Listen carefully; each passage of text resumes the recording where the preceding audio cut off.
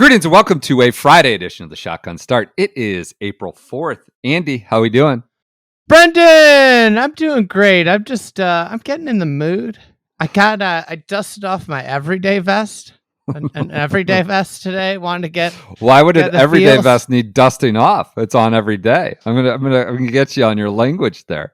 Can't just imagine you dusting haven't off. worn it in a while. All right. Anticipate heavy wearing of the everyday vest next week, as is a new tradition.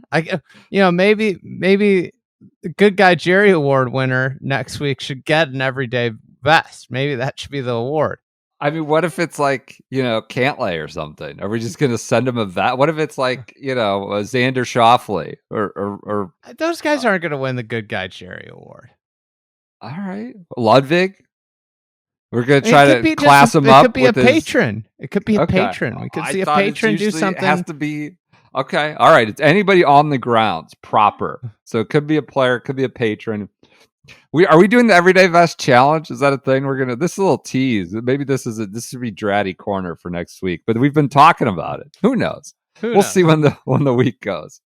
We might get ourselves inextricably committed to an everyday vest challenge next week. So we're pumped. It's coming. The Masters is coming, but right now it's Friday. It's Friday. We got to get through Friday, or Diet Friday. Thursday's now known. But the Valero is off and running. The Texas Open is off and running. Cashmere Keith. Maybe he should get an everyday vest. I don't know what his sponsor are, but no, wouldn't work for Cashmere Keith. It doesn't zip low enough. Doesn't have enough buttons. He leads 8 under 64 at the Valero Texas Open. Hot on his heels is an everyday vest purveyor, Ryan Harmon. He shot a 66. He's 6 under. He's got familiarity with that everyday vest. And Tommy Fleetwood, Aldrich Potgieter, and Stephen Fisk are all T3. So this is probably exactly how it'll end on Sunday. This 5, I'm sure, as we talk early in the round. How about him? Wailing away. Wailing away. I think you're burying the lead here. What's that? Golf course, the rewards precision. Real play. Real players. Look who's T6. Matteo Manassero. The great one. He needs it. He's not been acclimating all that great to the PGA Tour. He's barely gotten to play. I've monitored. He's played enough. Not well, not great. But yeah, he's got to get on his horse because they need him at Bethpage. His game suits up well for there. Just a total hammer, just speed demon, Matteo Manassero. They need him on that wall at Bethpage. But yes, 3 under. We need him in the fight this week. Could he get into the Masters? Return. That's what I wanted to ask both of you, PJ and Brendan. Who's your ideal? This is weekends rampant about. Could somebody play their way into the Masters? Can somebody do it?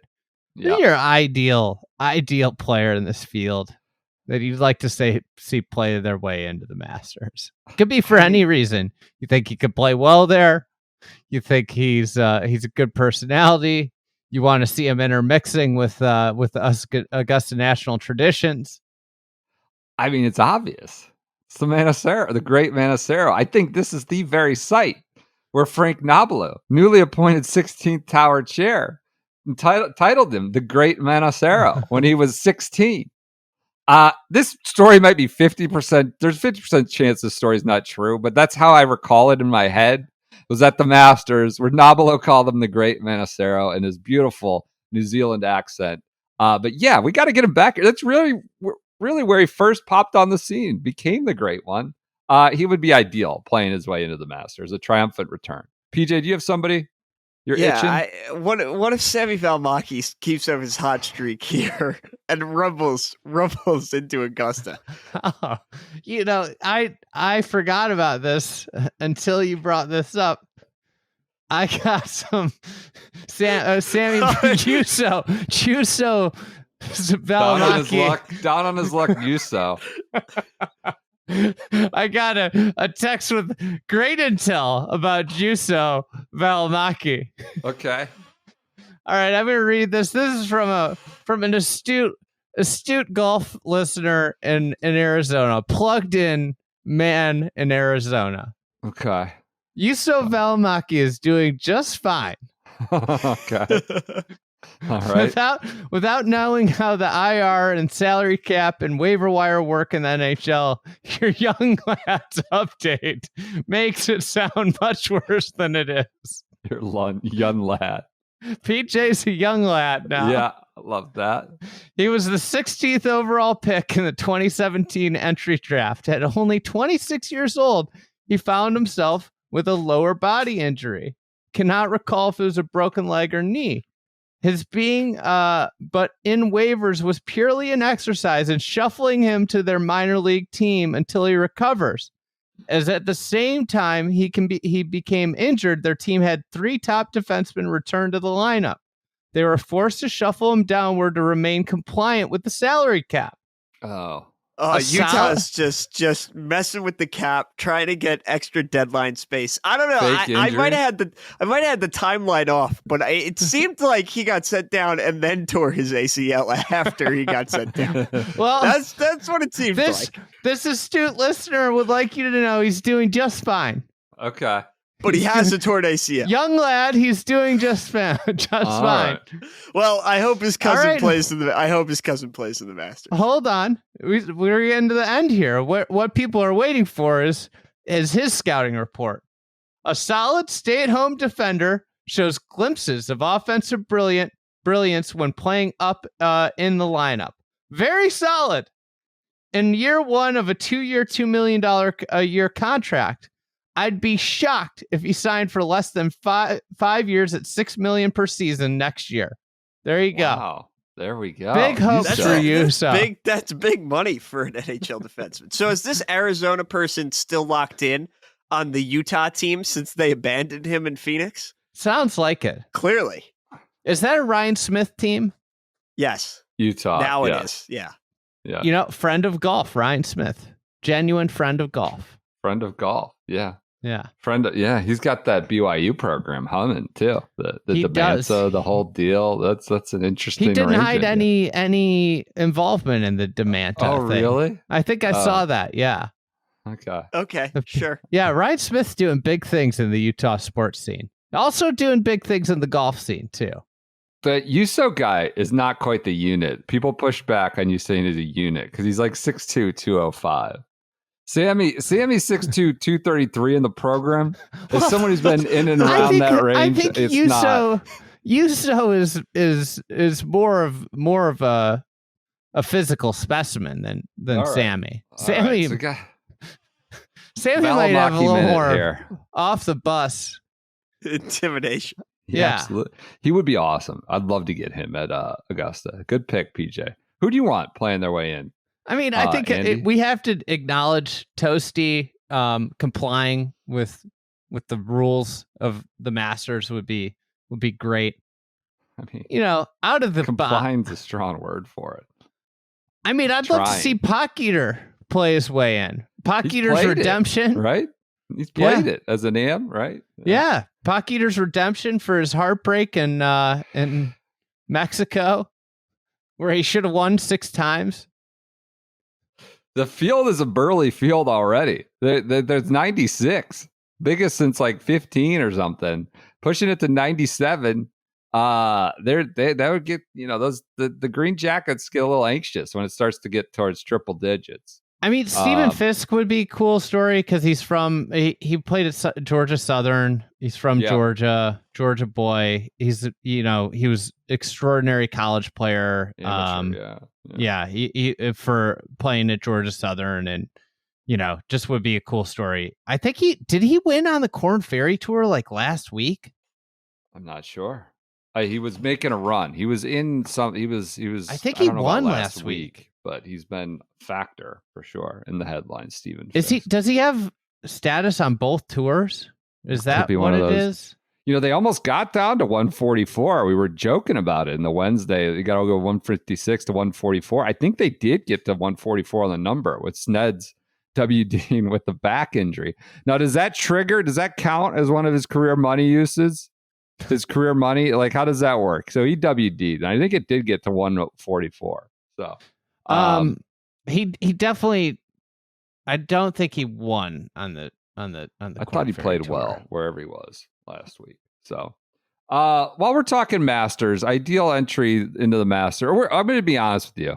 We came to this Friday episode with minimal prep. We are scrambling. We are just winging it today. Old school. He played the Houston Open last week, so we're way off. We're not even close. Did he do okay in the Houston Open? No, I've watched him play. Missed the cut. I've watched him play in the last month or so. I've Stephen Fifth. I saw his name on something. Same. We can't tell you what and when or where, but I'm going to get to the bottom of this while you talk. We're coming in really cold, scrambling to get ready for next week. So just, an old school apology. Has not played on the Korn Ferry Tour all year. Okay. PJ, this is not good. We're all over the place. We're going to go to Masters Fact of the Day. I'm jumping to book Freddie and Me by Trip Bowden about the legendary Augusta National caddy master Freddie Bennett. It's a book. I came highly recommended. I wouldn't necessarily pass that along. It's good though. Some insights. Just writing. Just what? Why are you doing that to Trip? It's a good. I mean, it's Guys a good just insight. Out there trying to make books and. The writing wasn't different strokes for different folks. That's all. It's nothing. Some people like different things. But it's our Masters Fact of the Day. Go buy it. You'll get more facts. Freddie and Me. And so Freddie takes them all around, all 18 holes. It's just this awesome. This is a good chapter. This is the one I flagged, as you can see. The one. So where do you get those little flags? Is that how you mark up a book? Yeah, I don't want to get myself in trouble. When I was a paralegal, when I was 20, this is now 20 years ago. Boy, we're 20 years later. I still got a lot of these from the office supplies.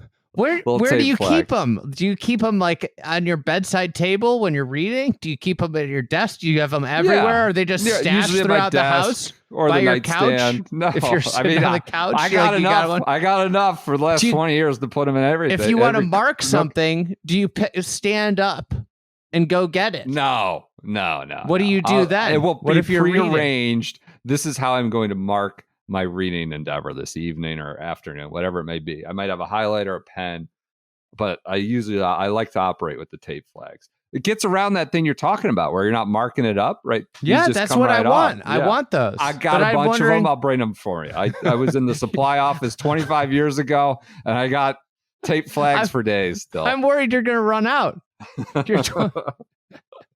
I'm not. I don't want you to run out of those. I want you to never buy tape flags, whatever those are called, the rest of your life.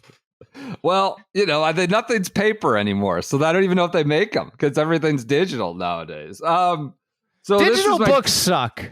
I agree. Can we just Terrible. I don't understand how people look at their little Kindles. Every time I see a Kindle, I'm like, little Kindle. It's like, what? Have you no soul? You're reading on that little screen. I think it's terrible. I think audio is. I'm not about audio. Somebody's trying audio. To get me to read something for next week, and they sent me the audio book, and they want me to find a specific spot. I'm like, what do I can't flip through this. What am I supposed to do? I'm just like hitting fast forward just until I find it. It's ridiculous. I need hard copy. So this is Freddie and Me, a book. Hole number 9, Carolina Cherry. The tee shot here is pretty straight. This is Freddie, like legendary caddy master, taking him around. The only flat spot on the fairway is Roberts Ridge. Are you aware of this? You know about this, right? The Roberts Ridge. This is pretty well known. He got him to build this. This is pretty well known. Unless your man can boom it to the bottom left. Mr. Roberts had it built because that's where his drive always ended up, and he couldn't hit off a hanging lie. True story. Doesn't affect the character of the hole because no pro ever hits it there. This is Freddie. So yes, this is pretty well known. The flat spot, listener may not know it, but Roberts went out and, created a little flat spot for him at 9, one of the great holes at Augusta National without a lot of flat spots on it. But let's bump ahead to 11. This is maybe the new bit of information. Hole number 11, White Dogwood. Good hole to earn your keep on. When your man puts out on 10, hand him the driver and send him downhill. You keep walking to that fairway. They won't be able to see you from down there. So if you want to give your man's drive a little boost, you can do it here. That's a man after a long time caddy's heart right there. How about this? But I wouldn't kick it more than 20 yards or so. 20? That's the outer limit? 20? That's a lot. That's pretty noticeable. Anyways, that's Masters fact of the day. That may be an old trick. I don't know that that's a current trick, but that's 11th hole is apparently where the old caddies would try to get a little foot wedge going. I've gotten some angry emails in the past about that. I've admitted that I've used the foot wedge on numerous occasions as a caddy. Yeah, and people are irate about it. Like, people are mad that I question your character, questioning my character. And it's like, you know what? When you're just out there watching somebody hacking around for 95, I mean, this shots, is the context. You gotta help them out sometimes. It's a Saturday. Do you ever wonder? Or it's not the club championship. It's a guy that's going to shoot 95 or 95, whether you kick it or not. Well, I always wonder, like, as someone who caddied, do you ever wonder, like, when you have a caddy, why, like, you have such great lies all day? Does the thought ever go through your head, like, how this happens? Let me ask you this. Did you ever kick one 20 yards? Oh, yeah. That's a big boot. I picked one up and chucked it once. Oh, God. Because I knew they couldn't see. It was like a Monday outing. I mean, yeah, sure. Those are total Wild West, out fair game. Monday scrambles. I was running around. I was cart chasing. I was just running around, and I was just throwing balls left and right, like, just trying to survive. I'm just working on my off day, trying to get by. Those Monday outings, man. That was like those players one round of the year, usually, right? A lot of times, or you have a cart bag. A lot of those people in those outings. So one time I got hit by a ball standing directly behind the player at a Monday outing. I'll never forget it. What happened? Did it burrow in and pop back?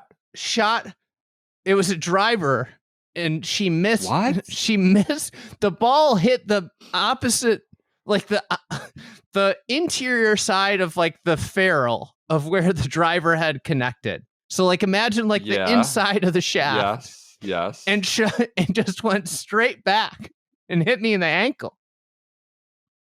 I'm going to need Bryson, the physicist, to explain how this is mind-boggling. I was standing somewhere where I never conceived possible getting hit by a ball, and I got hit by a ball. Yeah, Monday outings, tough.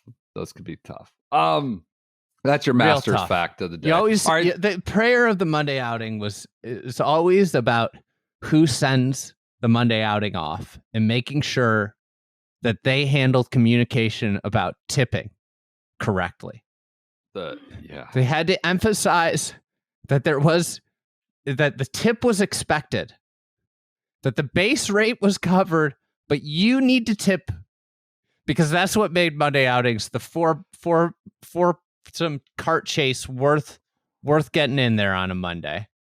And then, of course, there was sort of a caste system of outings, right? Like, you kind of knew you'd get players and guys with some loot. Then you know, like, I mean, the charity ones, there were some like the so-and-so foundation. I don't know. It might not be, but the Morgan Stanley Monday outing, maybe you'd be in good shape for that one. Then there's all sorts of different ordering of the Monday outing. I always worked the bag room on Monday outings during the setup, and then I would go out during the outing. Chasing what carts, I would do, right? Every time, 4 on a cart. Oh yeah, it's awful. Occasionally there'd be the carry situation. Very rarely though. Yeah, I don't think they would even they would strongly discourage that on Mondays. But what I always do, I talk with the caddy master, be like, I need to be able to be moved around on the sheet. And I would just scope out good bags. Yeah. Like, is this a good golf bag? Has the club been cleaned in 10 years? Yeah. And that's where I'm going. Yeah. Because the golf bags that come in on those Monday outings are crazy. Wild. Crazy stuff. Some crazy stuff. It's falling like, apart. Why do you even bring this bag?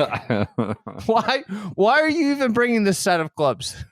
It's like they got out of a casket 20 years that's just been sitting in the basement. Or like, it's just ridiculous, some of those. Yeah. All right. That's your Masters fact of the day. A little boot on 11. That does make sense. You can kind of get up and over the hill. I just want people to be aware. You have to be aware when you have a caddy, when you appear at a ball that they were forecaddying on. Just realize sometimes that the lie's really good and it just didn't happen. Well, have awareness. So you're just shattering people's dreams and realities here, hopes and beliefs. You talk about the Easter Bunny next? What? Come on, just let it be. I mean, I was playing this year. I can't remember where I was playing, but I remember I hit one into the junk. I watched it hop in. I saw it go into the darkness, and I got up there, and it's just sitting 4 feet outside of it. And I looked at my caddy, and I looked at him. I go, "Huh, that's where it ended up, did it?" And he gave me this wry smile. I was like, "Well, you did your job here." I think that's risky at Augusta, but maybe not. I don't know. I guess what on 11? Yeah, you got guys. 11. Nobody can see anything. Yeah, you're right. Anyways, that's the old trick, apparently. Per the book. Oh, the best is when you do it and somebody's like, I can't believe how far this one went. Don't think you can do that at the Masters. Might be under the watchful eye of. I love that they're tracking every range shot now. A lot of hubbub about this. PJ, how do you deploy this as a gambling ace? What are you going to be doing with every shot on the range? Yeah. Well, I'm most excited for our game within the game between Bernie and Brian Campbell, who can push it out there. This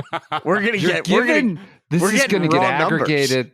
God, this is PJ. We're giving too many ideas away. All the fiends. No. We've been on that since Mexico. I'm just telling you, this is the execution. The execution. Soldiers at all these bigger shops will go and just rip the idea, and they'll have a "you won't believe" post by Monday afternoon. I'm telling you. But I wanted to sit on this range data. I shouldn't even brought it up, but everybody was already over it. All right. You know what I'm excited about with the range data? What? I mean, I personally, a lot of times I hit the ball complete junk on the range. I go out on the golf course and just hit it perfect. Usually the opposite for me, but yeah, okay. I can't wait. The thing that's neat about this range data, there are going to be guys that do this. Totally. There are range players and not range players.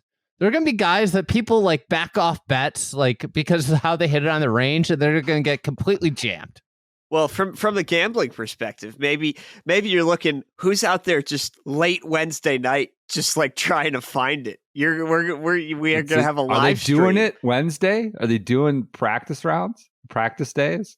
Oh, I don't know. That's maybe a good question. Maybe it is. I thought I was under the assumption that it was whole week. Maybe you're seeing who's lost on Wednesday night. Final cups from your bets.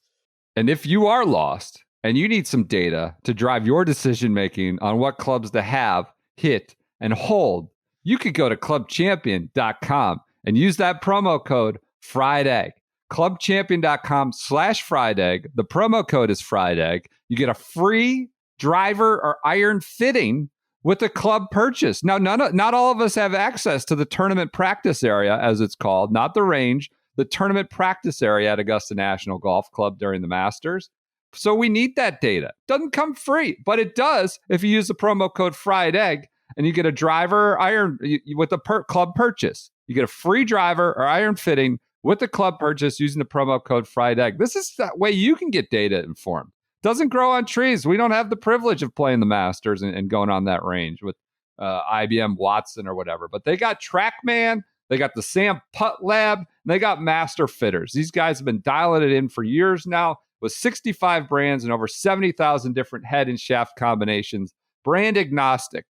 Brand agnostic. They're going to see what you hit well and recommend that. They're not going to be pushing any particular setup with whatever slogan on it on you. They're going by data-driven insights and what you feel. You steer the ship too.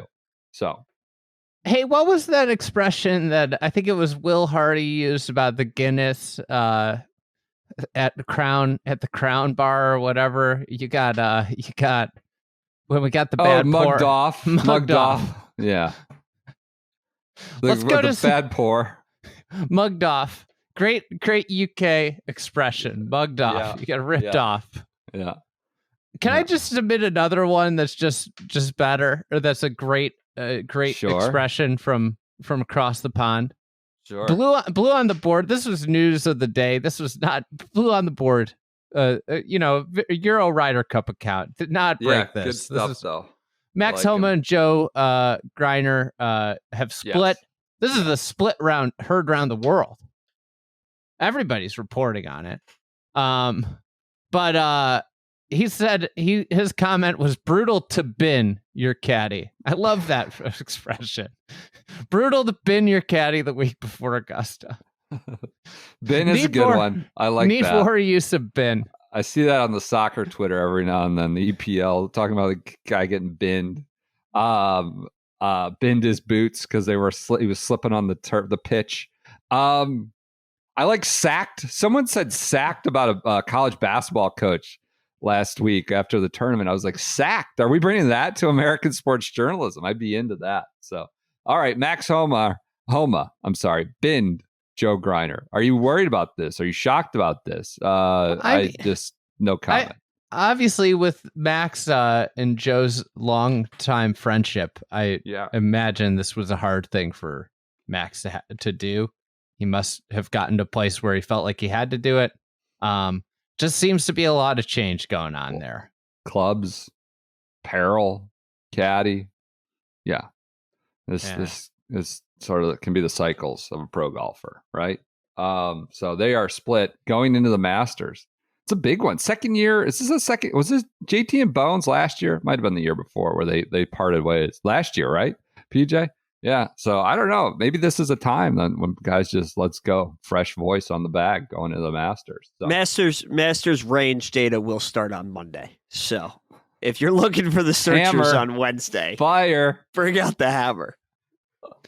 Love that. Could that inform your par 3 bets? Are you going to bet on PJ, by the way? No, I'm not betting on the par 3. No, PJ's on masters.com as a fantasy gambling, whatever their fantasy game is. I don't want to say gambling. They may not be into that term, but their fantasy game, PJ is an authority picking on the masters.com. We've made it.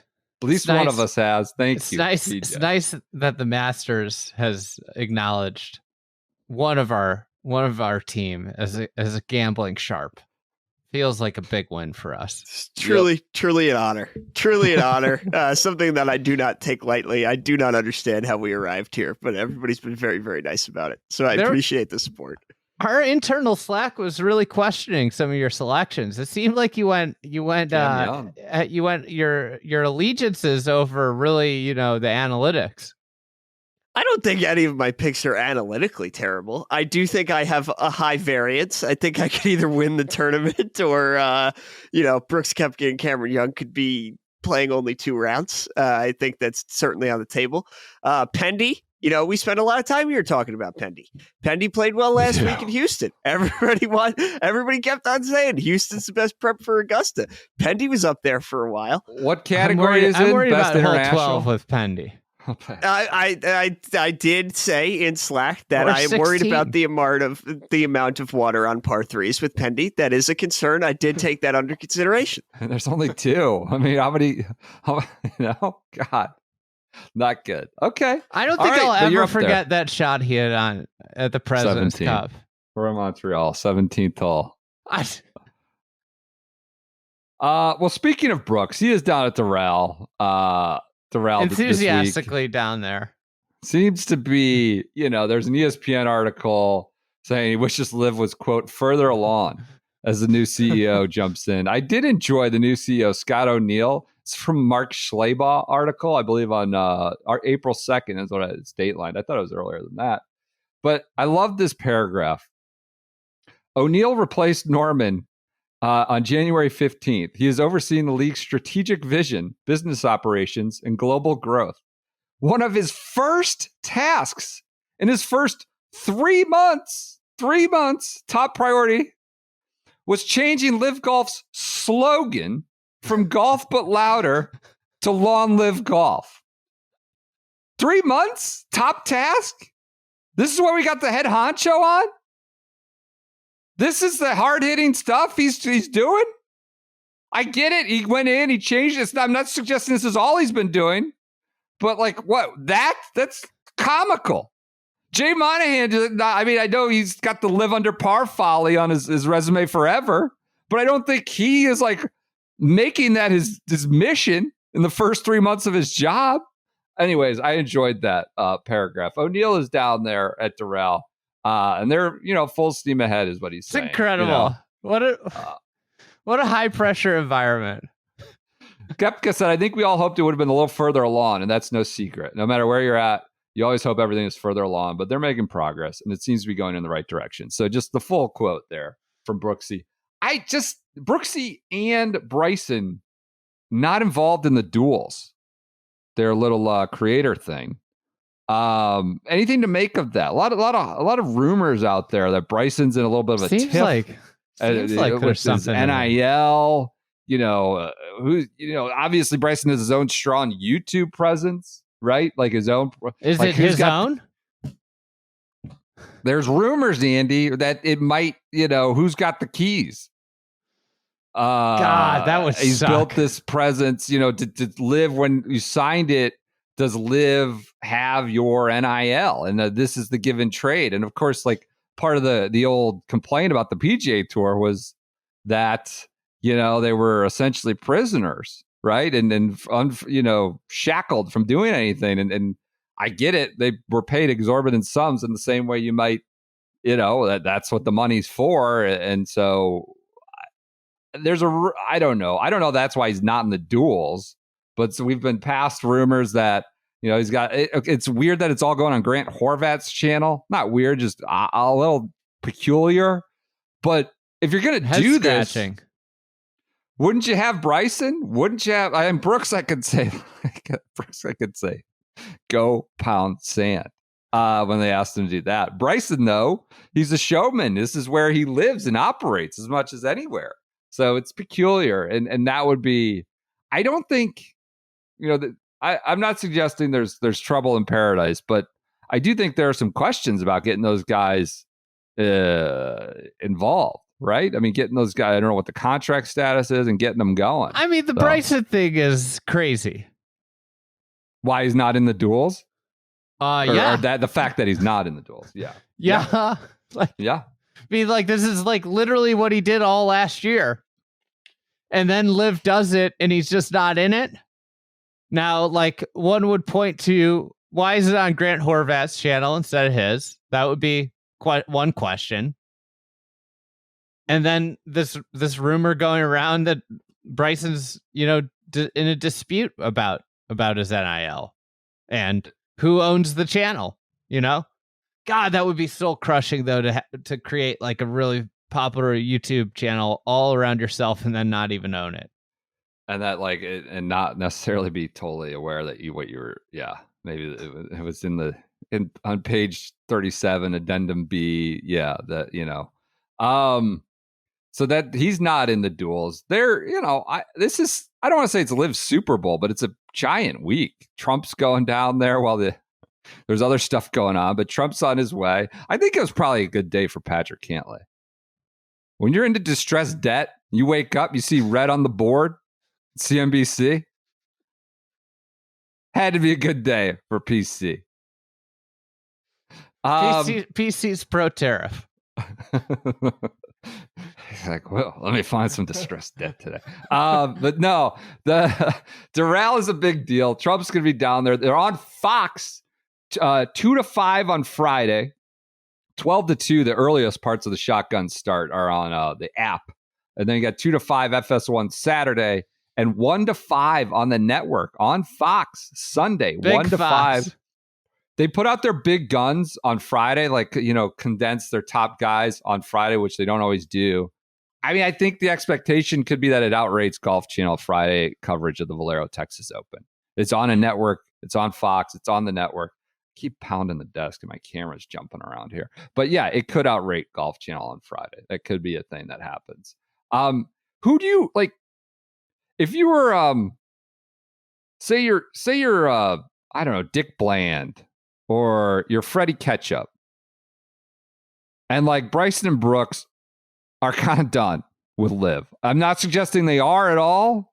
I'm creating hypotheticals.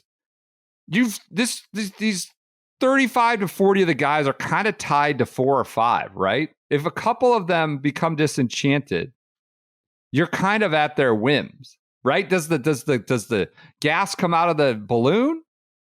Wouldn't you be anxious about, Rahm getting mad about this or that? It's interesting, right?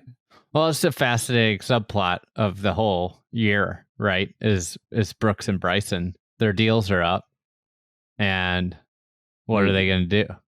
Yeah.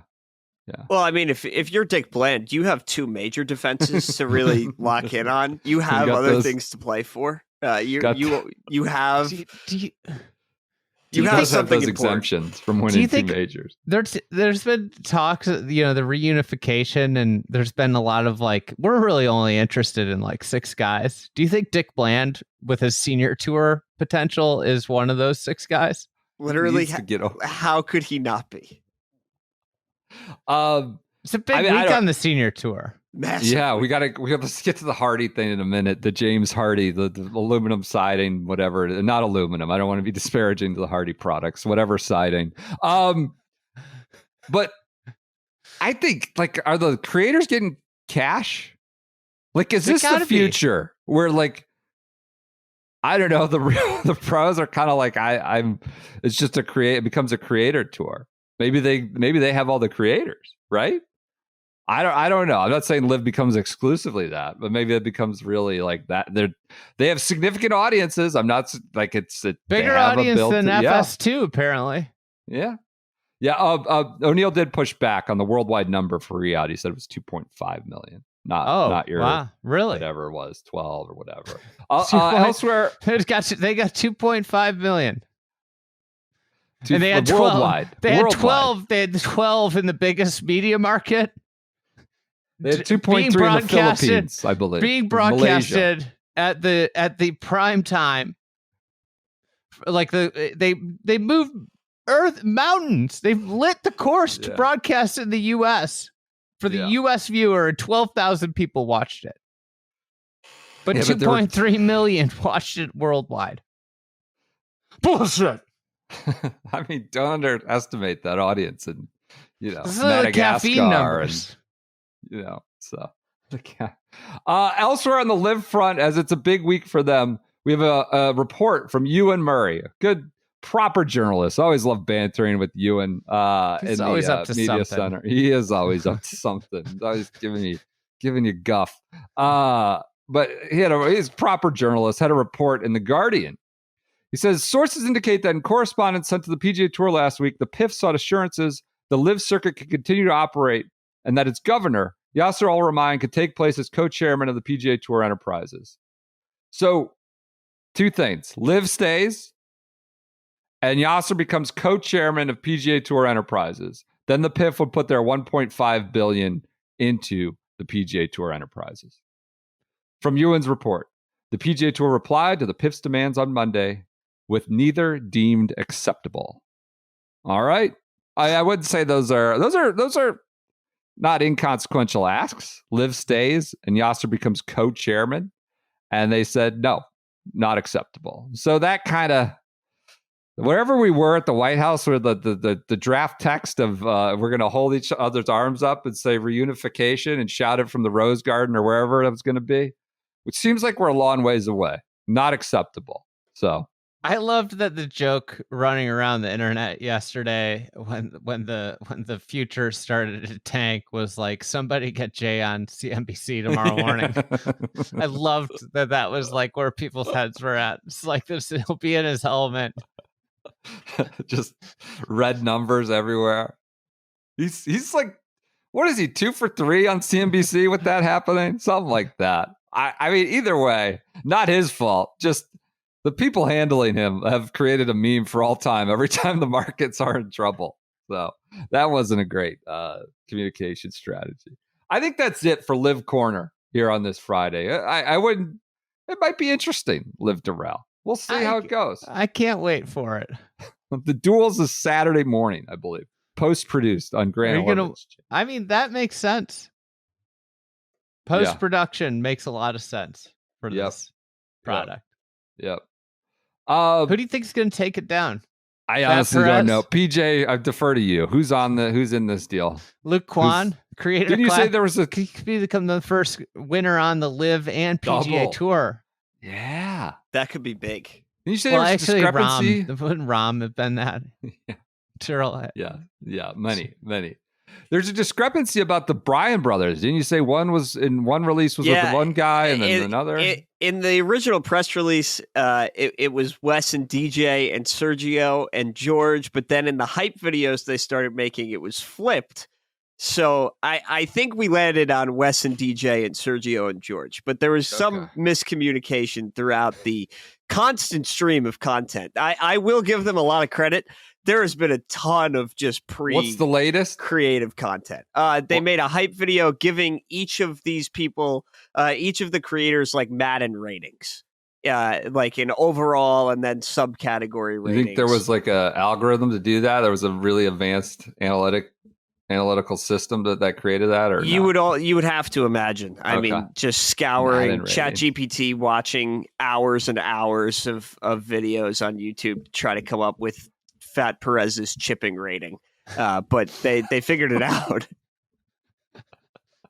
All right, that's LIV Corner. You know what? If LIV ever goes away, one thing I'm gonna miss is like the often mistakes that come from their official communications, whether it's misspelled names or there've been a lot. A lot of good ones. My favorite was when we got our hands on the deck that had the draft. The original London. Yeah. All right. This is what's going to happen in the draft. Here's who's with who. All right. Let's get to Senior Champs Tour minute. PJ, what do we need to know about the James Hardie siding invitational with the NFL guys? So the James Hardie Pro Football Hall of Fame Invitational is taking place in Boca Raton. Who's James Hardie? So it's like a house company. Yeah, I think I have. Not a football player. No. It's like Benjamin Moore Paints. That's who James Hardie. That's his name. Yeah, it's like a house company. So this is at the. So he's a household name. You could say that. Sure. You could say that. So this is at the old course at Broken Sound in Boca Raton, Florida. Famed old course. The true old course. So this is kind of an interesting field, as you mentioned on Wednesday, Brendan. Padrig is playing in San Antonio currently.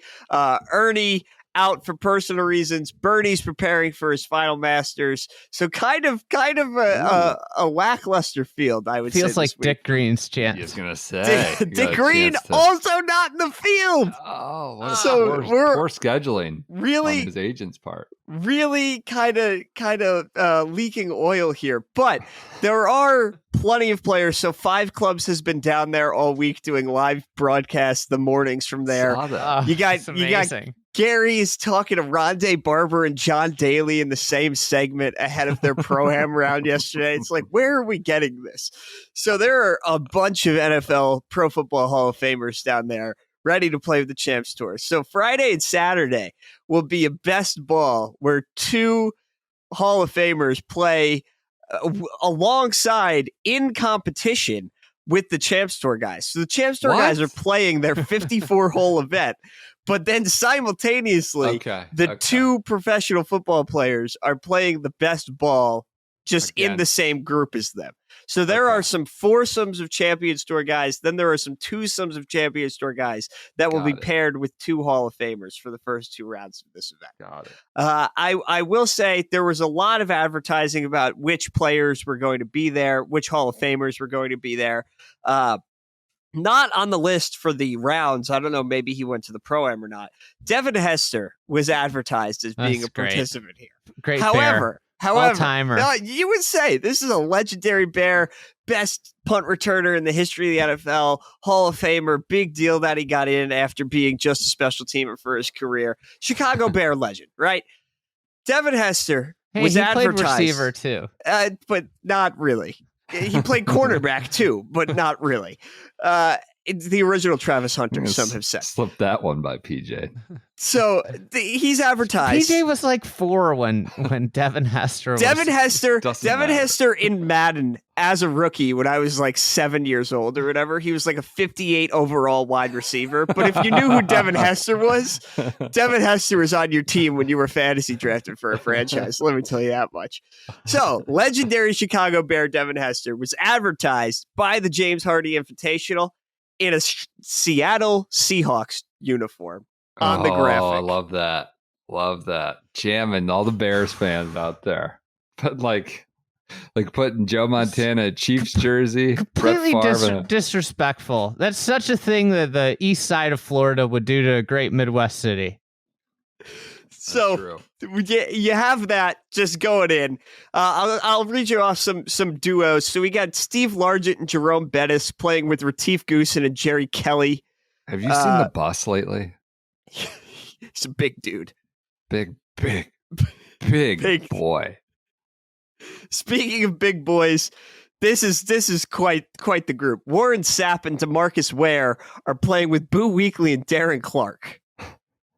There's a lot going on in that Warren group. Sapp and Darren Clarke? Warren Sapp, Darren Clarke, and DeMarcus Ware and Boo Weekley. Wow. Some stories. Okay. Right. Warren Sapp, I believe, is still the defensive line coach at Colorado. So. Yeah. He's got a mohawk. I saw some pictures of him out there from today.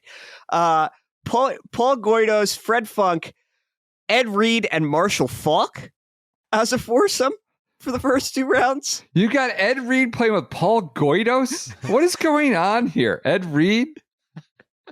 Number 1 in the Schwab Cup standings, Miguel Angel Jimenez draws John Randall, and his partner Tim Petrovic got Syracuse legend Dwight Freeney. So that's your foursome there. And then in something that hits close to home for me, 2 absolute units, 2, I would say, interesting personalities. Vijay Singh playing with Calvin Johnson. Oh my God. They kind of jammed Calvin there. That's some interesting conversation. He's like their headliner, and they put him with a cantankerous fellow. Isn't he a cannabis grower now or something? Yes, big CBD guy. Huge CBD, Calvin Johnson. But in other related Bears news, so I was kicking around. I have times for both sessions of the NFL and pairings for both sessions of the NFL, rounds 1 and 2. In more Bears news, legendary Chiefs kicker, Hall of Famer Jan Stenerud is on the tee sheet for round 1. He's playing with Tim Brown as his partner. Tim Brown, Heisman Trophy winner, robbed it from Don McPherson, but whatever. We'll go into that a different day. Notre Dame legend. Yeah. His partner is Jan Stenerud for round 1. Jan Stenerud not making it for Saturday. Who did they replace this Hall of Fame kicker with? What Bears legend? Robbie Gould. Cody Parkey. No, and a Browns legend. The Browns, yeah, absolutely. That was the best. Was the Parkey went to the Browns he got 2 years recycled after. into the Browns? Yeah, the podcast. That was like the first year of the podcast when the Bears had him, and then 2 years later the Browns had him. Washed ashore on Lake Erie. I can't believe Cody Parkey's in this. Prominent. All right, this is a great event. Robbie Gould's like all about golf. He's like an ambassador in Chicago district.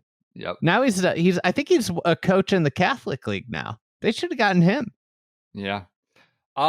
Anything else from the Hardie board invitation? Should we make some picks?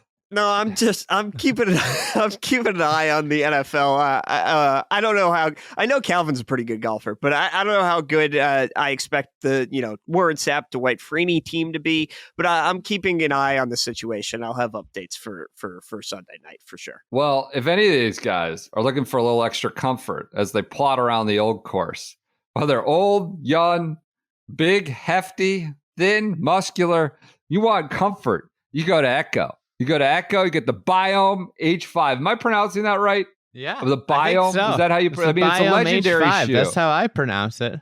Legendary shoe, the Biome H5. I think they're sending some out. I'm looking forward to getting my hands on them. I was getting a lot of guff about my footwear in our latest YouTube video. You were. I mean, your footwear was preposterous in her latest YouTube video, which you should go watch. But yes, if for the footwear, if nothing else, but a lot more. I'm waiting for my Biome H5s to get Biome laced H5. Up. Maybe features the all-new EcoTex waterproof membrane, ensuring golfers' feet stay dry and comfortable, even in the most extreme conditions. Tell you what they got locked down at Echo. Waterproof. And durability. I remember 2 years ago when the Masters was like brutal, that Saturday? Like, I think it was 2 years ago, right? Where they got it. It was just pissing rain. JT misses the cut, and it's just soaked and windy. I broke out my old Echo, the old Air Couples, the original Echoes. And I was like, I'm going just pure. Like, I need function. I need comfort. I was dry as a bone. Great. Walking through the kitty litter, the mud. I was like, we knew the forecast going in. I packed them, broke them out, had them for 20 years now, wore them all Saturday. So you get durability and you get waterproof. And now they've stepped up their game with H5.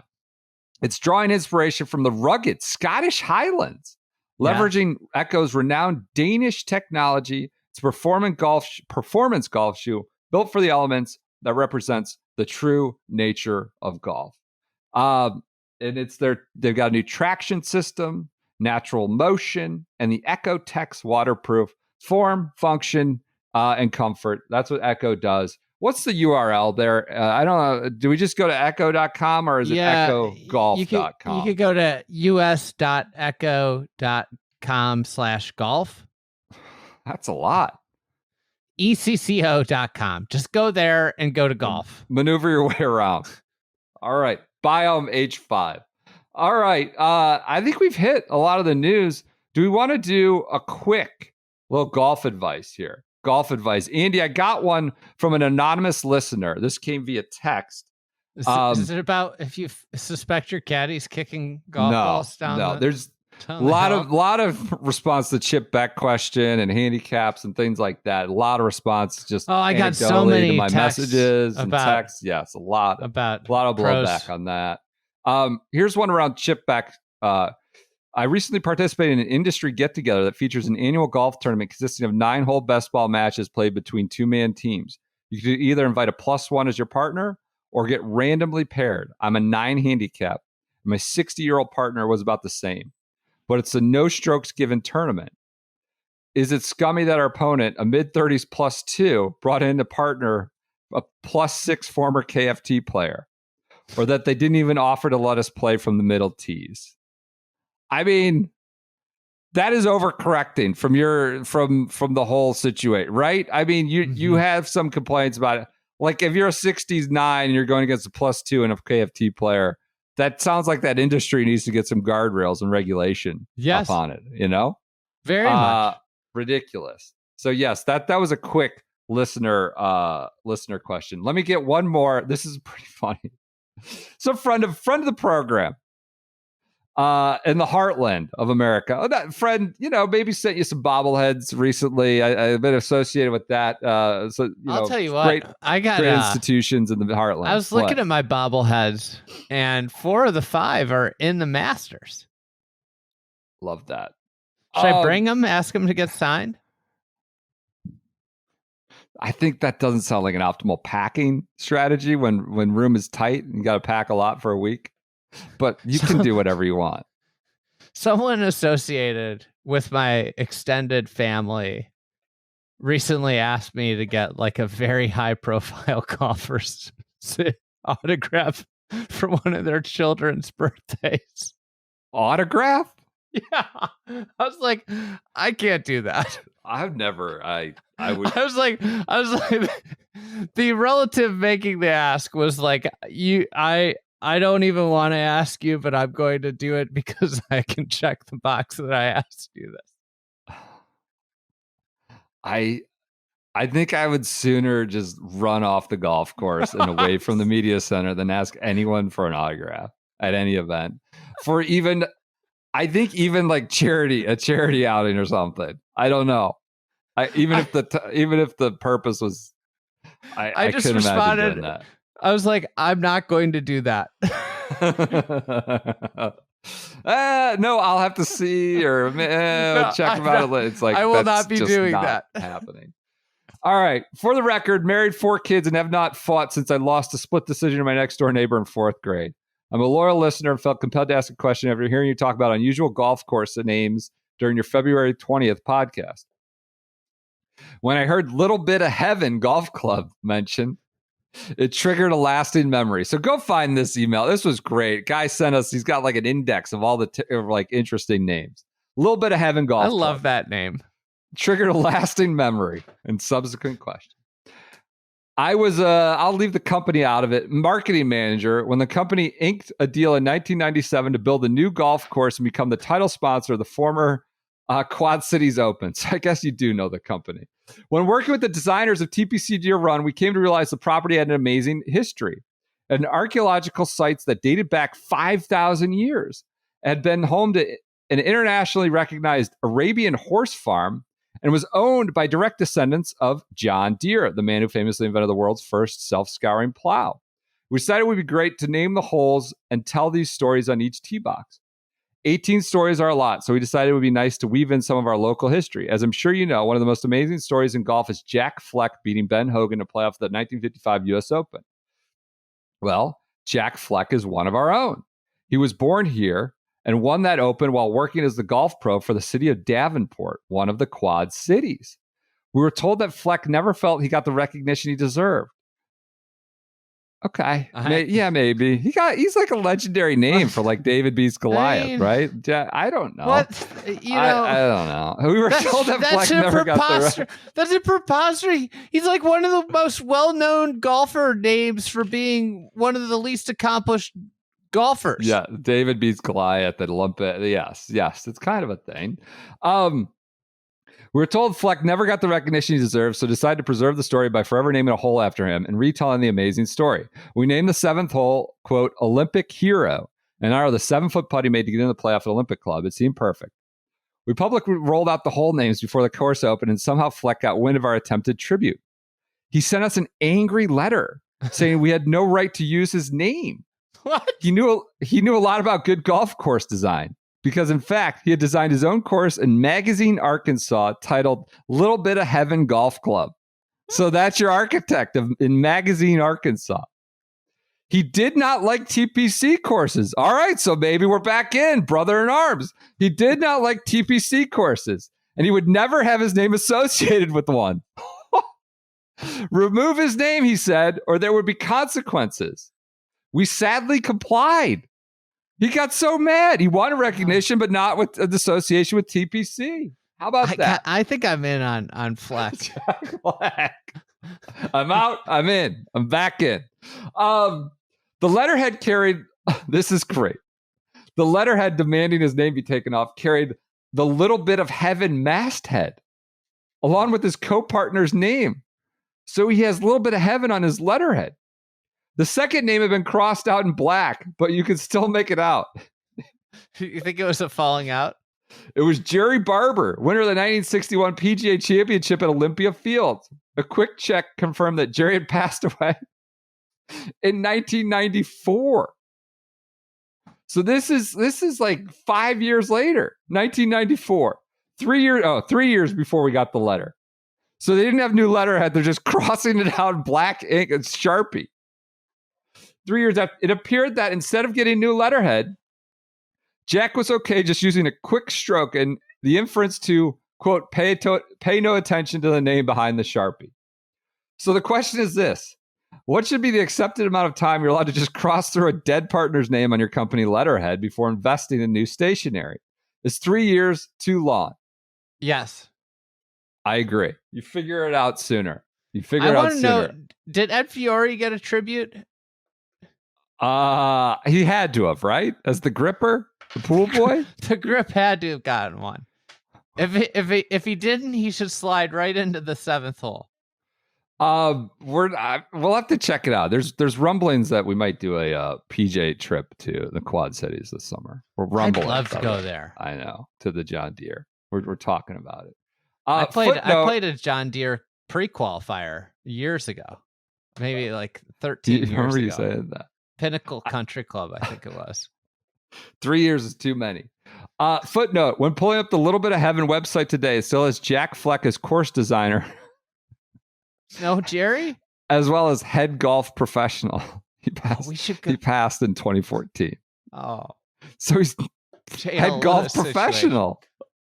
He's 11 years, been gone with us for 11 years. He's still listed as that. Maybe he's the head pro in perpetuity, like a master situation, but not keeping up to date on the stationery there. That's Jack Fleck. I think Design Disaster should look into a Little Bit of Heaven. I think we might have to go to Magazine Arkansas. Check it out. Any other? I've got other golf advices, but should we call it a Friday? Kind of a whip around Friday. We are loading up for the Masters. We talked about Juuso Valimaki, the Hardie Invitational, God knows what else. Not the Masters preview you wanted. We gave out some hot gambling tips that you can watch the range all week. Hold on. Oh boy. We're doing a live show on Tuesday night of the Masters. We wanted to announce this. We wanted to give people the chance to possibly plan around something we're doing rather than just popping up live. 5 minutes, we're going live. We'll be live in 5 minutes. So what time are we saying? I think 7. Okay. Do you like 7? I think that's too late. 6:30? Let's go 6:30. Go out, get dinner, do our deal. 6:30. Does that work? Are people at dinner? What do we think? Are people doing bed? That's right in the bedtime routine for young parents. This is the start of it. Maybe you could catch the start of it. I think it's gonna be an hour and a half. Well, it's gonna be an hour to hour and a half, right? All right, let's go Tuesday, 6 o'clock. Are you sure you're gonna be ready? You sure? You're always punting down the road. We start Tuesday at like 4 or 5. We're going to be in that media center. We're going to be getting quotes. We're going to have favorite tee times. We're going to have worst tee time. We're going to have lots of scuttlebutt from under the tree and around the golf course, around town. That's always a fun preview show. That's when the revelation of the gnome occurred. So that will be Tuesday, next Tuesday. That is what, the 8th, I want to say? 6 p.m. 6 o'clock. 6 o'clock on the YouTube. Eastern. Friday. 3 p.m. Pacific time. I want to curtail our times. 5 p.m. Central and 4 p.m. Mountain. For 2.5 days at although Monday may not be a real productive day with the rain. I know. I was really banking on Monday. Yeah. Well, I'm going to be hobnobbing on Wednesday. So, be getting hobnobbing. So yeah, we'll be doing that Tuesday at 6 o'clock. Can't wait. This is obviously the first event we ever did in person. We've done many since then. I think that was the 2019 Masters. We've done, Kiowa and US I was in the Opens PJ role at the 2019 Masters, where I just sat in the house all day. Yeah, got on the grounds. Through a couple last minute tickets for practice rounds, but just sitting in the house. Yeah, we need them for PJ one of those days. All right. So Tuesday at 6 o'clock, we'll do our preview show. And the intervening days, we'll have a Sunday, maybe live, probably live from Augusta, recapping Valero and that whole deal. So, but Tuesday will be our big Masters preview show, 6 o'clock. All right. Thank you guys for your support. We're really pumped for the Masters. We'll have pods all day, every day almost, and fired up to get down there. So thank you guys. Talk to you next week.